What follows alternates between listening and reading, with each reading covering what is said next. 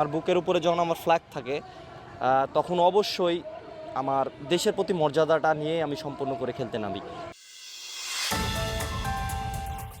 মা, মাটি আর দেশের পতাকা, ভিন দেশের মাটিতে প্রতিপক্ষ ভারত। বাংলাদেশ অধিনায়ক মিঠু চৌধুরীর কণ্ঠটা কি কোথাও কেঁপে উঠল? লম্বা চওড়া চেহারা ক্যাপ্টেন মিঠুর। বুক চিতিয়ে লড়াই করবেন শপথটা নিয়েছেন প্রথম ম্যাচ থেকেই। সাফ অনূর্ধ্ব ২০ চ্যাম্পিয়নশিপের ফাইনালে ভারতকে মানছেন চির প্রতিদ্বন্দ্বী। ম্যাচটা জিতবে তো বাংলাদেশ?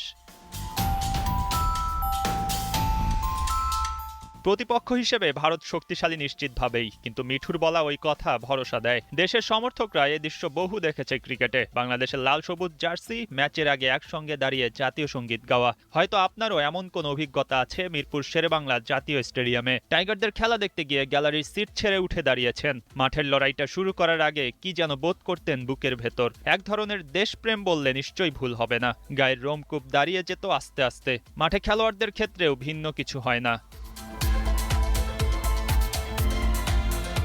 বুকের উপর লাল সবুজ পতাকা আঁকা, ওই জার্সি পরেই মিঠুরা নামবেন ভারতের বিপক্ষে। পতাকা যখন বুকে আঁকা থাকে তখন দেশকে বুকে ধারণ করেই মাঠে নামে ছেলেরা। প্রতিপক্ষ ভারত হলে আবার তাড়নাটা বেশি থাকে। বয়সভিত্তিক টুর্নামেন্টে ফাইনালে এই ভারতের সাথেই আছে স্বপ্নভঙ্গের রেকর্ড। ফাইনালের আগের দিন ক্যাপ্টেন মিঠুর প্রত্যয়ী কণ্ঠ বলে দিচ্ছিল অনেক কিছু।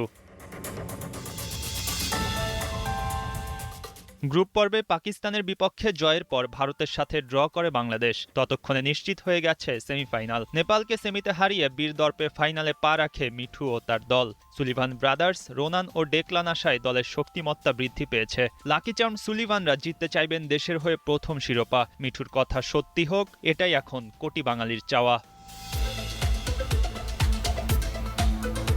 মঈন হাসান, ৭১।